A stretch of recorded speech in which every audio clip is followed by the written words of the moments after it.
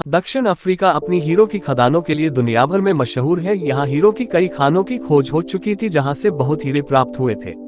यहीं पर एक गांव में रहने वाला किसान अक्सर उन लोगों की कहानियां सुना करता था जिन्होंने हीरो की खान खोजकर अच्छे पैसे कमाए और अमीर बन गए।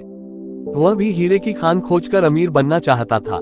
एक दिन अमीर बनने के सपने को साकार करने के लिए उसने अपना खेत बेच दिया और हीरो की खान की खोज में निकल पड़ा। अफ्रीका के लगभग सभी हीरे की खानों को खोजा लेकिन हीरा का कुछ पता नहीं चला। समय गुजरने के साथ उसका मनोबल गिरने लगा। उसे अपना अमीर बनने का सपना टूटता दिखाई देने लगा। वह इतना परेशान हो गया कि उसके जीने की इच्छा खत्म हो गई और एक दिन उसने नदी में कूदकर अपनी जान दे दी। और वही दूसरी तरफ जिसने पहले किसान से उसका खेत खरीदा था, उसे एक दिन उसी खेत के मध्य बहती छोटी नदी पर गया।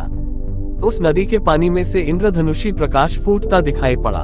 उसने ध्यान से देखा तो पाया कि नदी के किनारे एक पत्थर पर सूर्य की किरणें पड़ने से वह चमक रहा था। किसान ने झुककर वह पत्थर उठा लिया और घर ले आया। वह एक खूबसूरत पत्थर था। उसने सोचा कि यह सजावट के काम आएगा और उसने उसे घर पर ही सजा लिया। कई दिनों तक वह पत्थर उसके घर पर सजा रहा। एक दिन उसके घर उसका एक दोस्त आया। उसने जब वह पत्थर देखा तो हैरान रह गया। उसने किसान से पूछा, दोस्त तुम इस पत्थर की कीमत को जानते हो?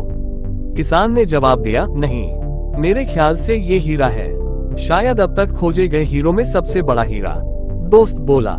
किसान के लिए इस बात पर यकीन करना मुश्किल था। उसने अपने दोस्त को बताया कि उसे यह पत्थर अपने खेत की नदी के किनारे मिला है। वहाँ ऐसे और भी पत्थर हो सकते हैं। दोनों खेत पहुंचे और वहाँ से कुछ पत्थर नमूने के तौर पर चुन लिए। फिर उन्हें जांच के लिए भेज दिया।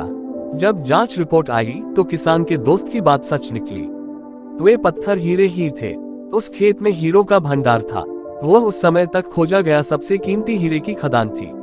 उसका खदान का नाम किम्बले डायमंड माइंस है। दूसरा किसान उस खदान की वजह से मालामाल हो गया। वही पहला किसान अफ्रीका में दर दर भटका और अंत में जान दे दी, जबकि हीरे की खान उसके अपने खेत में उसके कदमों तले थी।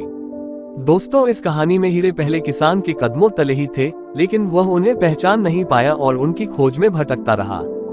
ठीक वैसे ही हम भी सफलता प्राप्ति के लिए अच्छे अवसरों की तलाश में भटकते रहते हैं।